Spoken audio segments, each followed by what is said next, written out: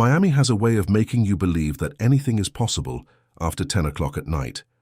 The heat that never really leaves, the lights bleeding their reflections across Biscayne Bay, the music pouring out of every open window as if the whole city is celebrating something you haven't been invited to know yet. That's the kind of city it is, the kind that doesn't leave room for too much thinking.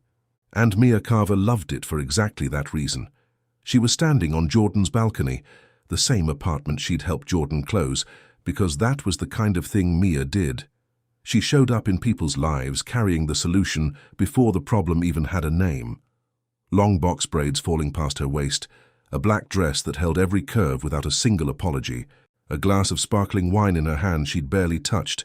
She was laughing at something Kyle had said, head thrown back, white teeth bright against warm brown skin. From the outside, Mia Carver looked like a woman who had everything under control. She had spent years perfecting that look, the easy laugh, the relaxed shoulders, the eyes that caught the light just right. What nobody saw, and what she made sure nobody saw, was the quiet, persistent work of it. The way some women smile not because everything is fine, but because being truly seen, all the way down, past the dress and the braids and the sharp wit, feels more dangerous than anything else they can imagine. She was very good at this. Across the balcony, holding a beer that had gone warm 20 minutes ago, stood Nate Calloway, wearing the expression of a man who would rather be anywhere else except he wouldn't, because he'd been here for 2 hours and could have left whenever he wanted. 6'3", short brown hair, slightly damp from the heat, green eyes that in that particular light burned almost gold, shoulders that reflected the fact that he spent more hours per week on the practice field than anywhere else on earth. He wasn't the kind of man who walked into a party and owned the room. He was the kind who found a corner and stayed in it, and you kept glancing over without being able to explain why. Mia could explain exactly why. She simply chose not to.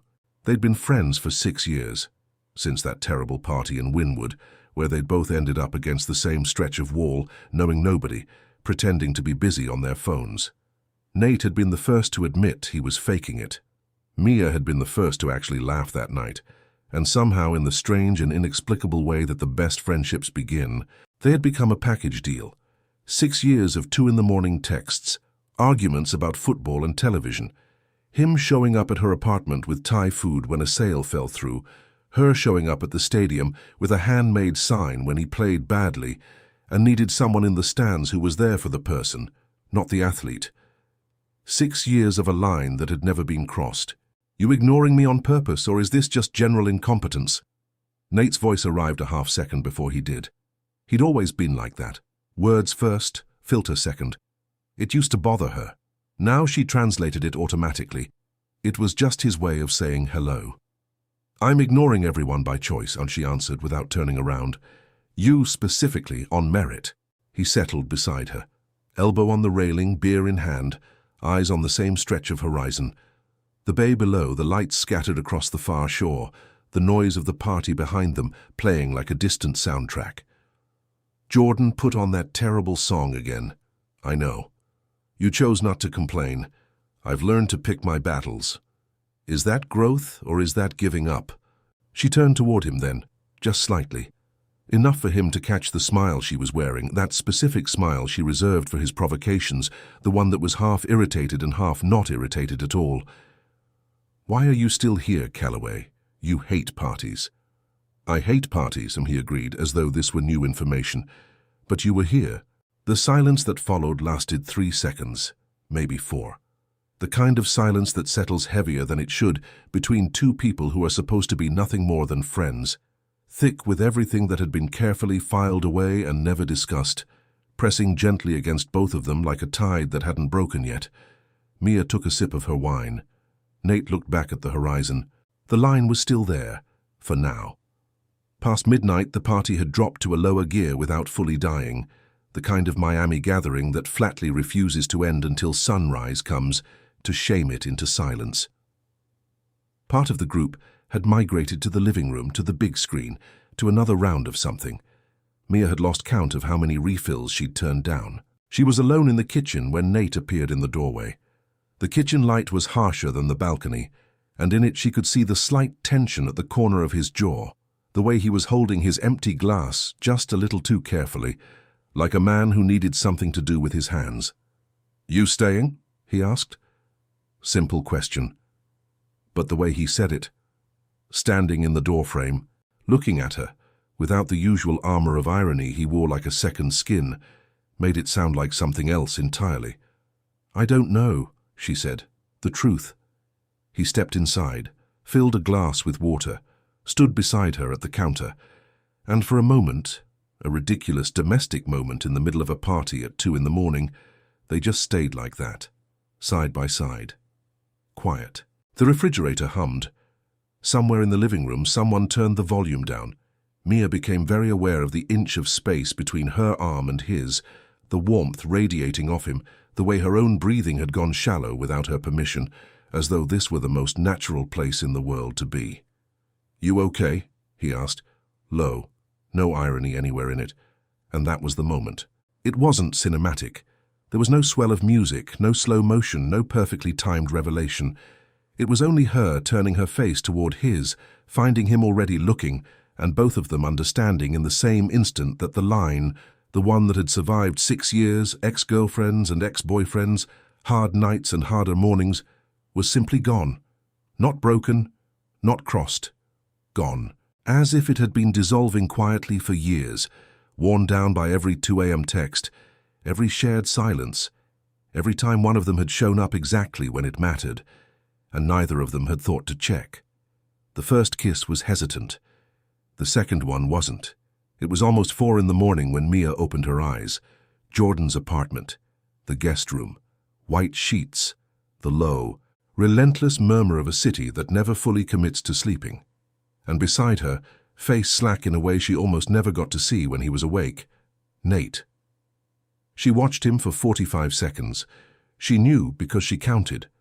Because that was exactly how long it took for the panic to arrive in full.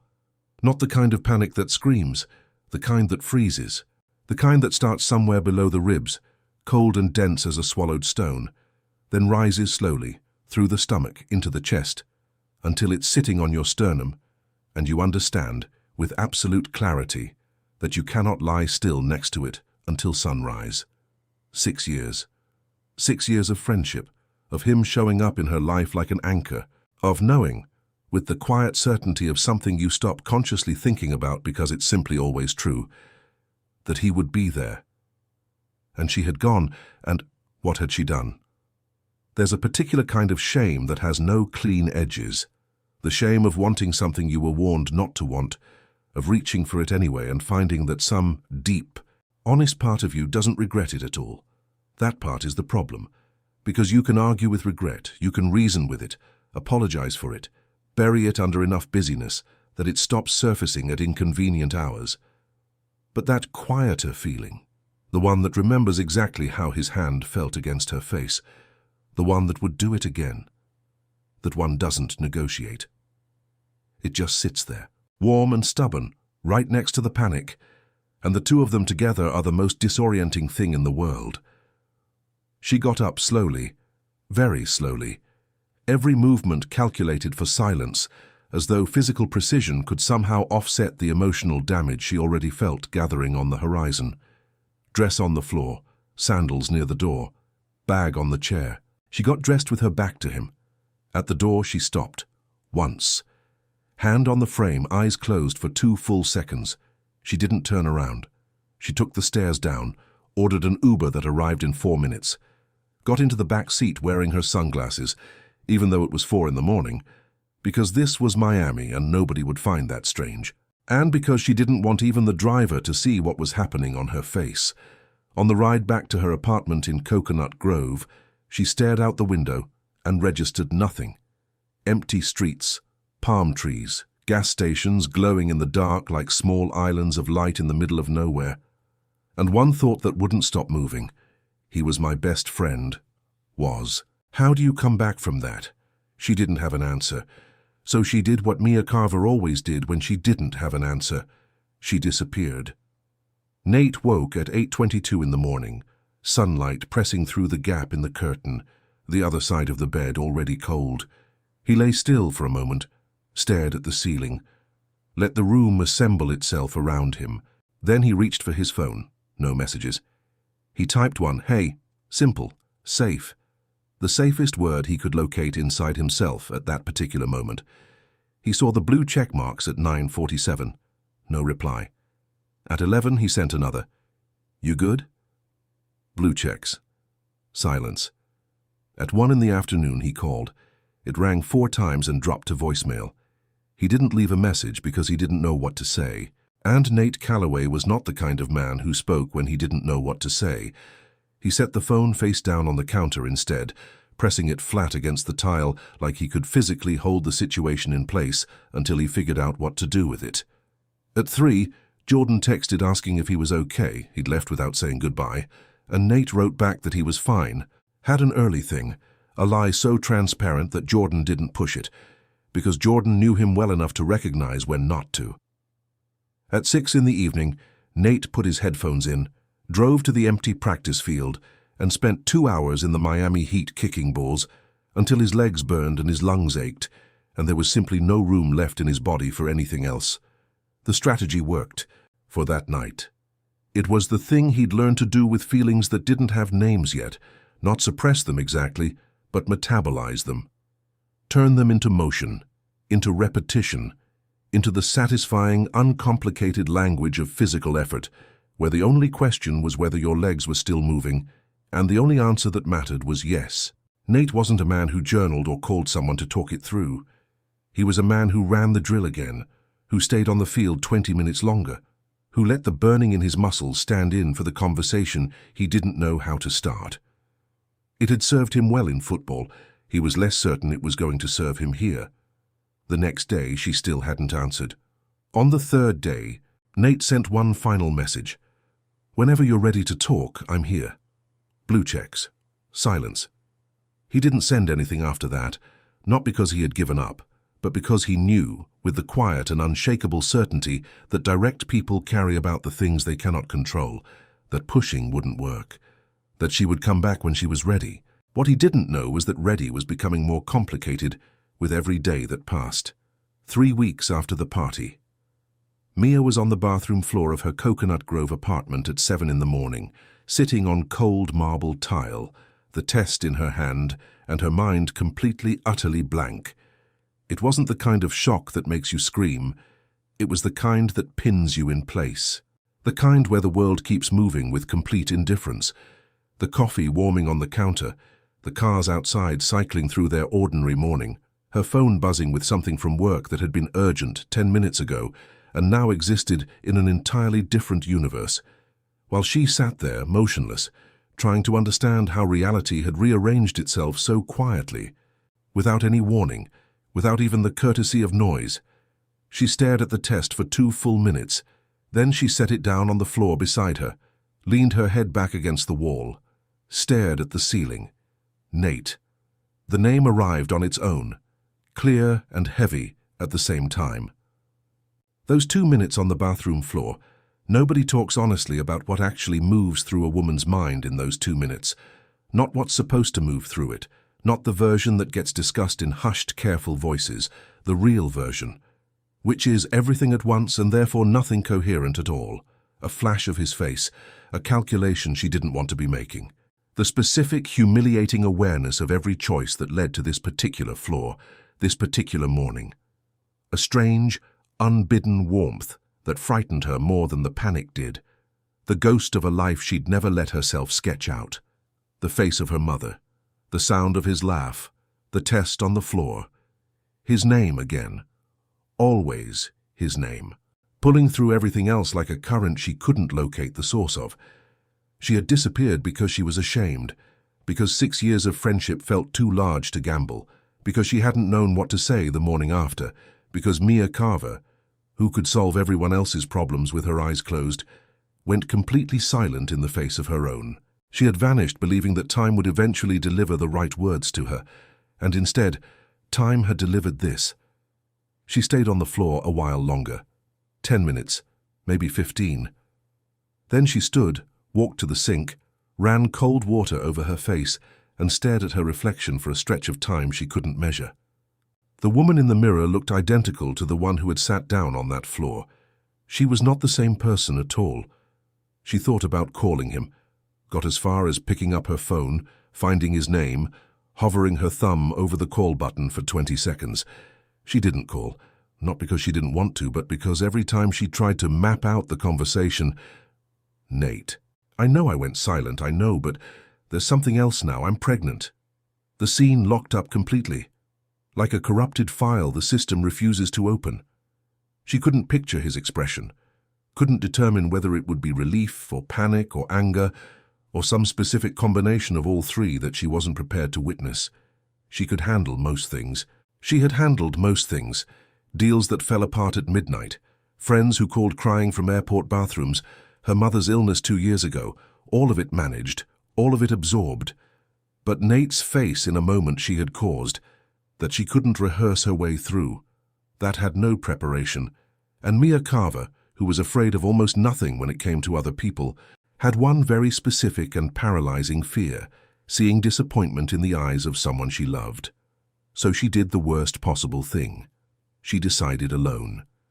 It didn't happen in a single day. It happened in a series of small surrenders, each one reasonable enough on its own.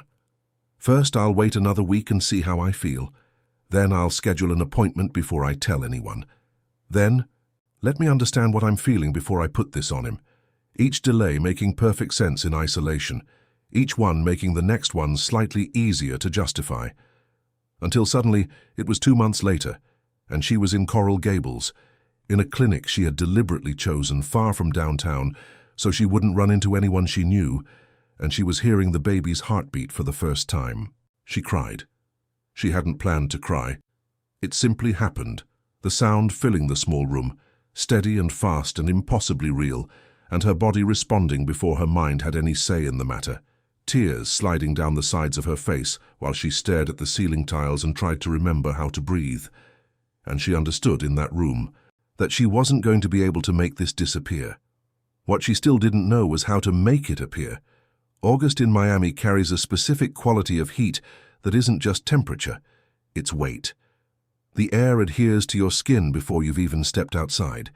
Every practice session becomes 3 times harder than it should be, and the field at 2 in the afternoon resembles a smaller, grass-carpeted version of hell. Nate loved August. He had learned over 8 years in the NFL that physical discomfort was the only kind he knew how to manage. Muscle pain, burning lungs, the full-body jolt of a tackle that makes the world flicker for half a second, all of that he could handle. He knew where to file it, he knew how to convert it into something useful afterward. The other kind of pain he had no folder for. There's something particular that happens to athletes who have spent years learning to live inside their bodies, who have mapped every threshold, catalogued every limit, who know the exact difference between pain that means stop and pain that means keep going. The body becomes more than an instrument. It becomes the one place where the rules are clear, where effort produces results, where suffering has a point. When everything outside the body turns complicated and ungovernable, the field becomes something closer to a sanctuary, not an escape. Athletes are rarely running from something so much as running toward the only place where they still fully understand the language being spoken. Pre-season training had started 3 weeks after the party. He had thrown himself into it with a level of dedication that prompted his coach to remark he'd never seen Callaway this locked in. What the coach didn't know, and what Nate had no intention of explaining, was that focus was a survival strategy, not ambition. He hadn't told anyone what happened. Jordan had tried once. In that sideways way, Jordan attempted difficult things. "So you and Mia, huh?" Nate had answered with a look that closed the subject before it opened. Kyle didn't try at all, because Kyle understood where the walls were, and Mia had disappeared so completely that there were moments in the middle of a drill or in the dark just before sleep, when Nate caught himself wondering whether it had been real or whether memory was running some kind of unsolicited editing software on him. It had been real. He knew it had been real because sometimes, without warning, a specific detail would surface.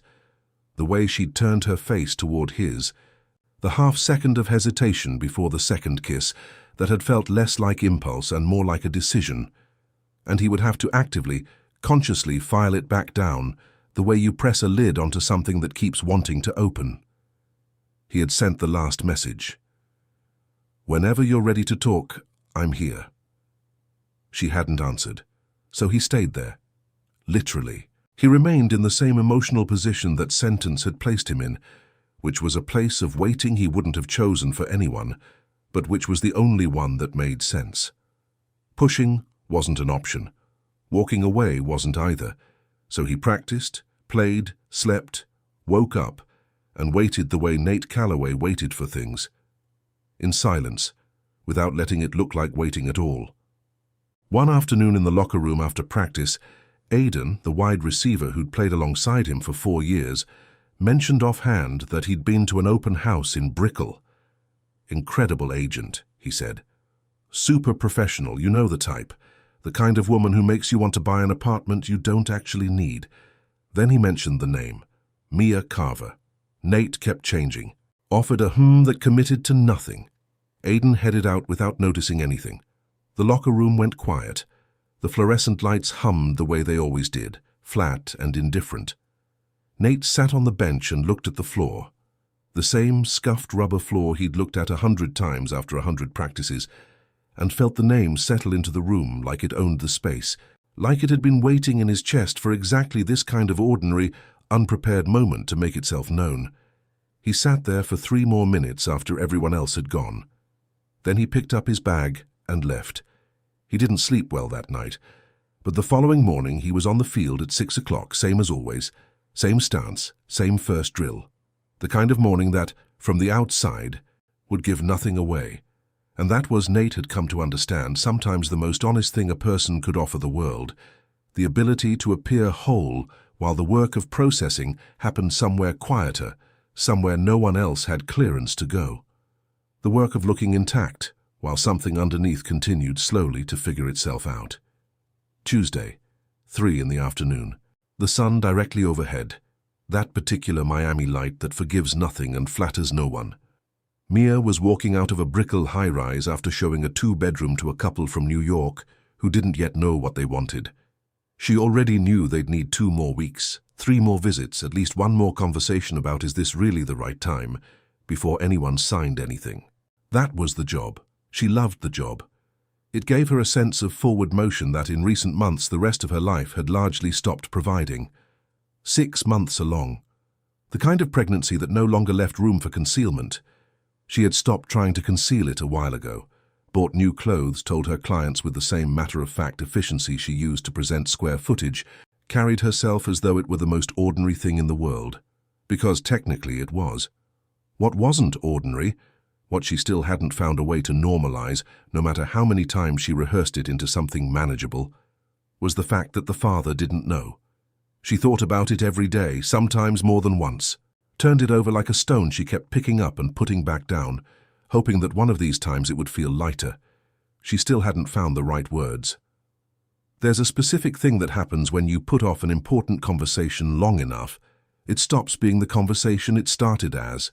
It grows. It accumulates everything that happened around it, every day you didn't say it.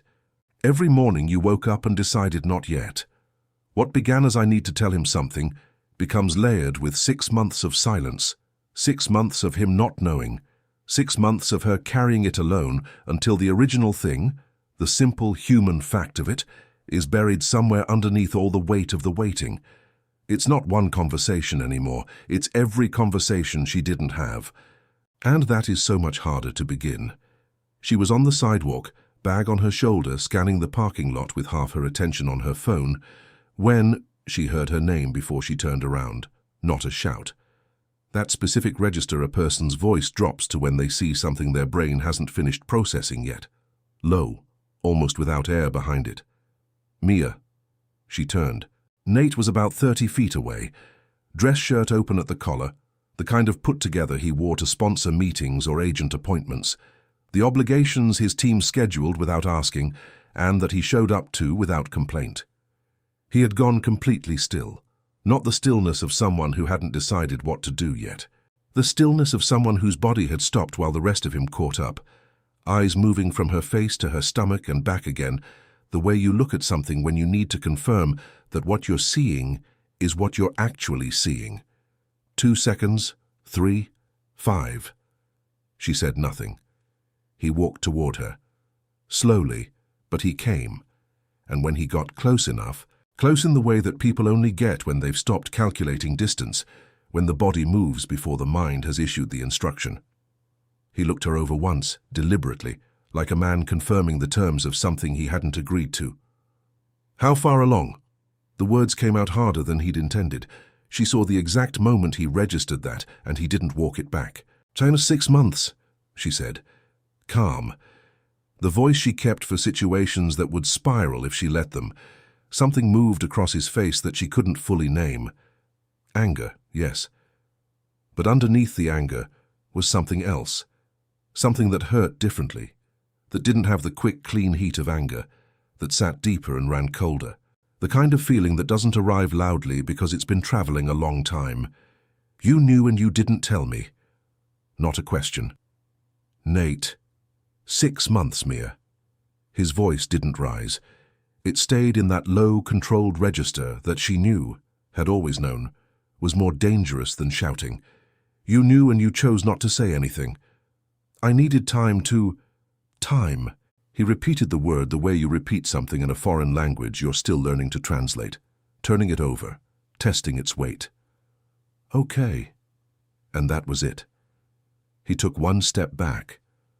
She watched him swallow, watched him look away, at the sidewalk, at the passing cars, at the stretch of Biscayne Bay sitting on the horizon the way it always did, serene and completely indifferent to the wreckage happening in front of it.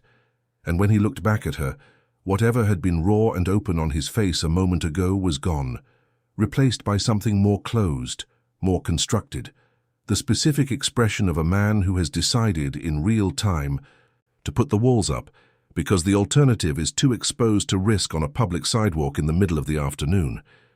The expression she recognized as Nate when he was afraid of losing something. "Okay," he said again, different, final. And he left.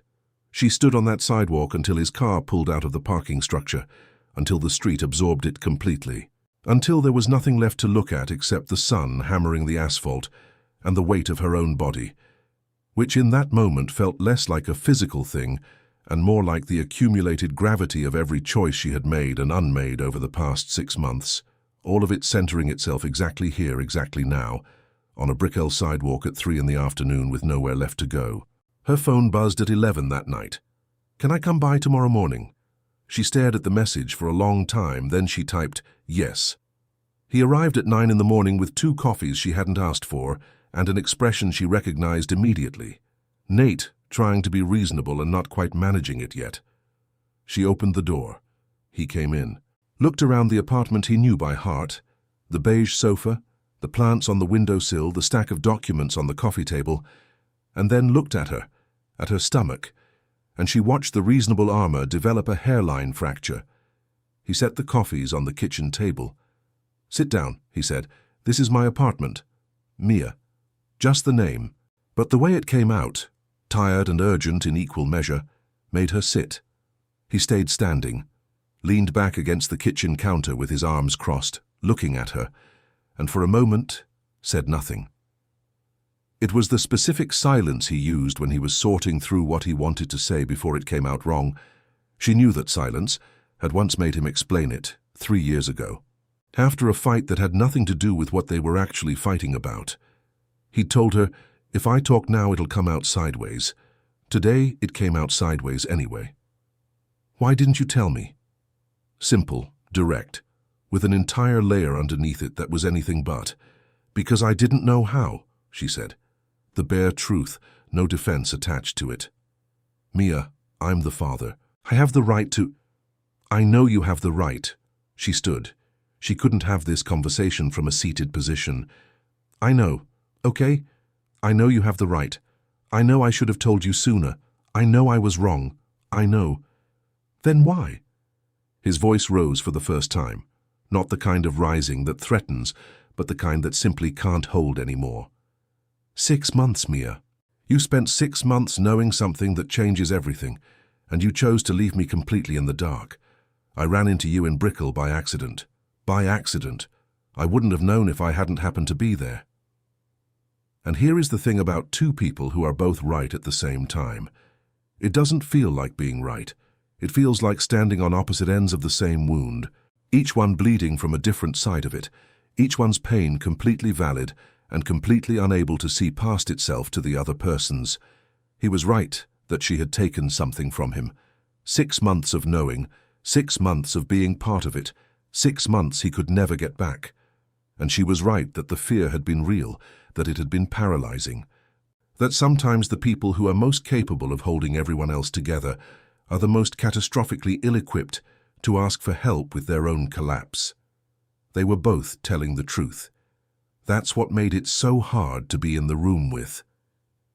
I left because I was ashamed, Nate. Her voice came out bigger than she'd planned. Do you understand that? Ashamed. You've been my best friend for 6 years, and I didn't know what had happened between us, and I didn't know what was going to happen. And I got in that car at 4 in the morning because I couldn't look at you. Because I was terrified of what I'd see on your face when you woke up and found me still there. He went quiet. I was afraid you'd want it to have never happened. The silence that followed was different from the others. Heavier. The kind that only comes after something true has been said out loud for the first time, when the air in the room shifts slightly, the way it does after a window has been opened. And then I found out I was pregnant, she continued, quieter now. And the fear got bigger because suddenly it wasn't just our friendship at stake, it was everything. And every day I let pass made it harder to start the conversation because the conversation kept growing. It had to include why I left and why I'd gone silent, and then on top of all of that, this. I know I was wrong, I know I was a coward, but I wasn't doing this to hurt you. I was doing it because I was so afraid of losing you that I froze completely.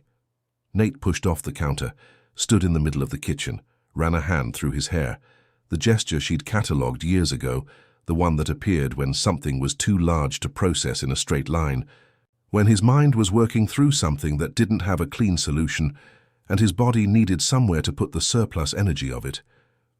You think hiding a 6-month pregnancy from me is less frightening than picking up the phone? I think I was an idiot, yes. I wouldn't have left Mia. His voice dropped back down, but it was different now, stripped of the anger, carrying something rawer underneath. Do you understand that? You spent 6 months assuming I was going to, panic? Run? Pretend none of it happened? You disappear when things get too big. I know you do that. The sentence landed between them with the precision of something too true to argue with. 3 seconds of silence. Yeah, he said. Yeah, you're right about that. And I'm scared, she said. Quieter, barely voice left in it. Nate, I'm scared of everything about this situation. I'm scared of you wanting more than I know how to give, and I'm scared of you not wanting anything at all, and I'm scared of destroying the one friendship that always worked when everything else didn't. He looked at her for a stretch of time she couldn't measure, the kind of look that isn't reading a situation so much as sitting inside it, deciding what it means, deciding what comes next.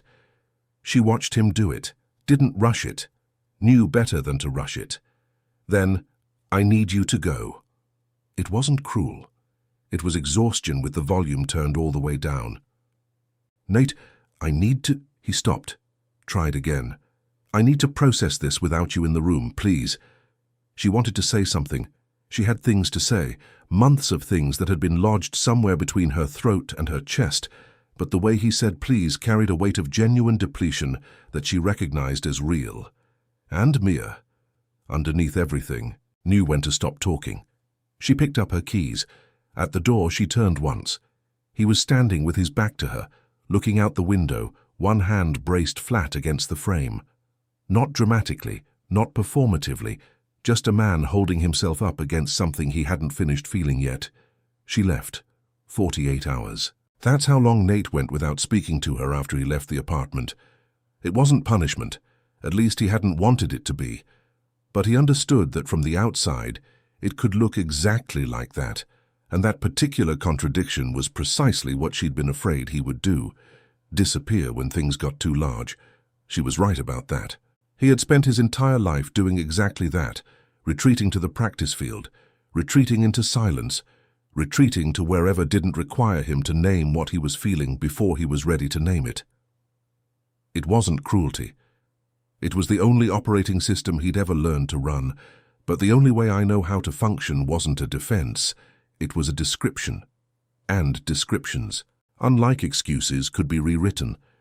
The thing about real change, not the cinematic kind, not the kind that arrives in a single clarifying moment with the right song underneath it, is that it doesn't feel like transformation while it's happening. It feels like sitting on a couch at midnight staring at the ceiling. It feels like having the same thought cycle through your head for the 14th time, and choosing, this time, not to get up and go run it off. It feels like staying in the room with the discomfort, instead of converting it into something physical and manageable. It's unglamorous and incremental, and it looks from the outside like nothing at all. That's how you know it's real. First night. He drove to the empty practice field at 11 and stayed until 1 in the morning, kicking, running, working the body until the mind went quiet. It held for about 2 hours. Then he drove back to his place in South Beach, sat down on the couch, and stared at the ceiling. He kept returning to one thing she'd said. "I was afraid you'd want it to have never happened." He had spent 6 months not knowing what he was waiting for. But he knew, with that quiet, bone-deep certainty he carried about the things that truly mattered, that it had never been that. Not once, not for a single moment had it been, "I wish this hadn't happened." From the beginning it had been the precise opposite of that. He just hadn't known. Until she said it out loud in her kitchen, with the morning light coming through the window, and her voice barely holding together, that she'd spent 6 months unable to see it. Second day, he called his mother. It wasn't something he did often. She lived in Tampa. They talked on Sundays when the schedule allowed, covered football and how she was doing, and when he was going to come down for a real dinner.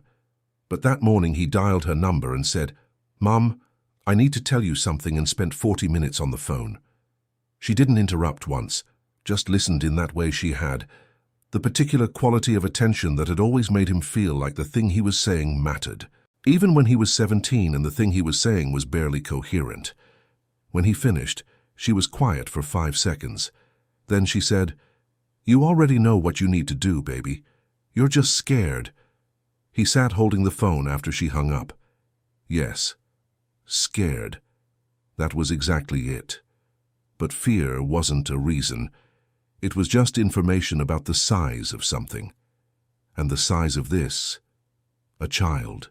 A woman he'd known for 6 years and loved in ways he'd spent those same 6 years carefully not examining, was considerable, large enough to be terrifying, large enough, he was beginning to understand, to be worth the terror. That night he didn't go to the field. He stayed home. Ordered Japanese food that sat warming on the counter while he remained out on the balcony facing the ocean. The warm Miami wind moving through, the lights of the hotel across the water laying themselves down in long reflections on the surface below. The kind of night that didn't ask anything of you, and so gave you room to ask things of yourself. At 7 on the second morning, he got up, showered, picked up his keys. He didn't text before he went. He stopped at a market on the way, walked the aisles with the focused economy of a man who knew exactly what he was looking for. Because he did know, because 6 years meant he knew her preferences by heart, without having to think about it. Sourdough, cream cheese, the specific orange juice she had every morning without exception. The fruit she called the only food that makes me feel human before noon. He put it all in a bag, got back in the car and drove. It wasn't a declaration, it wasn't a speech or a plan or a promise he'd rehearsed on the balcony the night before. It was just the only language available to him in that particular moment, the language of showing up, of knowing someone well enough to know what they needed before they asked, of letting that knowledge mean something, instead of keeping it filed quietly away where it couldn't cost him anything. The only language he'd ever been truly fluent in. It was 8 in the morning when the doorbell rang. Mia was in the kitchen with a glass of water and a mind that hadn't properly rested, trying to decide whether to eat something or wait for her stomach to make the decision for her. Pregnancy had strong, frequently revised opinions about breakfast that it rarely bothered to announce in advance. She walked to the door without checking the peephole. She regretted that for exactly 1 second when she opened it. Nate, with a grocery bag, hair still damp from a recent shower, looking at her with that direct, unadorned expression that was the only one he really had. No performance, no careful arrangement of features. Just him, standing there, having made a decision. "I'm not here to fight," he said before she could say anything. "I'm here because you eat badly when you're stressed and you're 6 months pregnant, and I know what you like for breakfast." She looked at the bag, looked at him. "You went to the market at 8 in the morning, 7:30. There is a specific kind of love that announces itself in the most unremarkable packaging imaginable. A paper grocery bag, a sourdough loaf, a particular brand of orange juice that someone remembered without being asked. No speeches, no grand choreography. Just the accumulated weight of paying attention, of having filed away the small preferences of another person over years and years until knowing them became as automatic as breathing. The mundaneness is not incidental. The mundaneness is entirely the point, because anyone can show up for the extraordinary moments. It takes a different kind of devotion to show up for a Tuesday morning. She stood in the doorway for a moment. Then she stepped aside to let him in. He set everything on the kitchen counter, opened the bread, put the kettle on, and when Mia appeared in the kitchen doorway and stood watching him move through her space with the easy familiarity of someone who had been there hundreds of times before, he turned and said, "I spent the night thinking." "So did I. I left yesterday because I needed to, but not to run. You understand the difference?" She crossed her arms, not defensively, more like someone bracing themselves, needing something to hold on to while they listened. "Keep going," she said. "You said I disappear when things get too big." He leaned back against the counter, looking directly at her, something deliberate in it, like a man who had practiced not looking away. "You're right, I do that. I've always done that. And I know it's not what you need right now. And it's not the kind of man I want to be in this." "Nate." "Let me finish." She went quiet. "I'm still angry. I am. You kept something from me for 6 months that is mine as much as it's yours. And that hurts in a way I haven't finished processing yet." But he stopped, chose the next sentence with a care that was, for him, unusual. "But I understand why you were scared. And I understand that part of why you were scared is me. And that's something I need to sit with." The toaster clicked. Neither of them moved. The kitchen held the particular stillness of a room in which something important is being decided. The kettle beginning its low hum, the morning light coming in flat and honest through the window above the sink, the bread sitting in the toaster between them like a small absurd reminder that ordinary life continued regardless. "What do you want, Nate?" she asked, direct, because it was what she needed to know. "I want to be here," he said. "Simple. For you and for the baby. Not in a way we figure out in the next 20 minutes. I know that's not how this works. But I want to be here, if you'll let me." She looked at him for a long time. The fear was still present. It hadn't gone anywhere. That specific, learned fear of believing in something that can be taken away, of building weight on a foundation before you finish checking it. But underneath the fear, deeper than it, older than it, was something else. 6 years of evidence. Of him showing up, of him staying, of him never once, not a single time, in all the ways it had been tested, actually leaving when she had genuinely needed him not to. The fear was real, so was the evidence. "The bread's going to get cold," she said. It was the only thing she could find to say. But he smiled, that restrained, specific smile that surfaced when he understood the subtext, when the thing someone wasn't saying landed anyway. And he turned to get the bread, and she went to sit at the table, and they stayed there together in her Coconut Grove kitchen, eating sourdough with cream cheese at 8 in the morning, while Miami woke up outside the window. It wasn't reconciliation, it didn't have a name yet. It was the beginning of something that needed time to find its own shape. Something still fragile, still unlabeled, held together for now by orange juice and warm bread, and the quiet, radical act of 2 people choosing to stay in the same room. The weeks that followed were complicated. That was the only honest word for it. It wasn't a straight line. It wasn't the kind of thing that gets resolved in one good conversation and then settles into peace.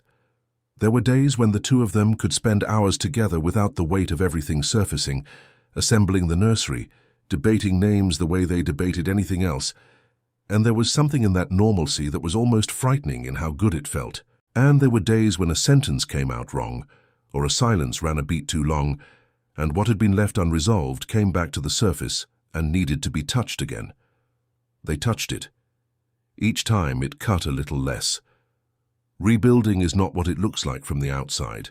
From the outside it can resemble progress, the appointments kept, the crib assembled, the dinners that end without anyone leaving early. But from the inside it feels less like repair and more like excavation. You don't always know, in the middle of it, whether you're restoring something that existed before or constructing something that has never existed at all, something entirely new, made from the same materials as the old thing but shaped differently, load-bearing in different places. And the disorienting truth is that you may not be able to tell the difference for a long time. You just keep showing up to the work. You keep choosing, in the small daily moments that don't feel significant while they're happening, to stay. And one day you look up and realize the structure is holding weight you weren't sure it could hold. That's when you know. Nate had been at every appointment since he came back. Always on time, phone always silenced, always arriving with a question he'd looked up beforehand, because that was Nate, because he didn't walk into any room unprepared. Her OB mentioned once, discreetly, that it was good to have an involved father. Mia said nothing. She just looked sideways and watched Nate absorbing every piece of information as though the baby's life depended on him getting it exactly right. Maybe it did. Probably it did. On a Wednesday in September, hot the way every Wednesday in September is hot in Miami, they were assembling the crib in what had until recently been her guest room. Nate with the instructions in hand, Mia on a low stool because her doctor had told her to stop standing for long stretches, and she had agreed in the office and been ignoring it in daily life, which he was aware of and watched with that particular, "I see exactly what you're doing," look he deployed when he chose not to make it a fight. "Piece C goes before piece D," she said. "I know how to assemble a crib." "No, you've never assembled a crib in your life." I read the instructions. "You're holding the instructions upside down." He turned them over, sat with that for 2 seconds. "They weren't upside down, they were inverted. There's a difference." She laughed. "A real one. The kind that comes from somewhere below the ribs, that arrives before you've decided whether it's appropriate, that you can't arrange or manage or keep ladylike, the kind she hadn't heard from herself in a long time." And when she looked over at him to catch his reaction, he was smiling too. Not at the joke, but in that specific way a person smiles when they see something they'd been missing without having found the precise words for how much. "What?" she said, still catching her breath. "Nothing," he said, "just nothing." But later, when he finally fitted piece C into its correct position, he said quietly, without looking up, "I missed this. Watching me laugh at your expense. You. Simple. Just you." She didn't answer. She placed her hand on her stomach instead, the automatic gesture she made dozens of times a day without registering it, the body's way of checking in on the thing it was carrying, and stayed watching him work and let his words sit in the room without rushing to do anything with them. Later, when the crib was finished and they were sitting on the floor of the nursery with their backs against the wall, looking at what they'd built, the way you look at something you need to confirm is actually real, he set his hand down on the floor beside hers, not on her hand, beside it, in the narrow space between them, that precise, deliberate geography of almost. She looked down. Then she placed her hand over his. Neither of them said anything. The nursery held them in its quiet, the smell of fresh paint still faint in the air, the assembled crib solid and waiting in the corner, the Miami evening pressing its amber light through the curtain. 2 people sitting on the floor of a room that hadn't existed a month ago, in a life that hadn't existed a year ago, finding that the silence between them had changed, that it had lost its weight and become something else entirely, something closer to rest. Nothing needed to be said. Nothing was. 2 weeks later, on a Friday night, the baby decided it was time. The baby was born at 4:17 in the morning on a Saturday in October. Mia remembered it in fragments.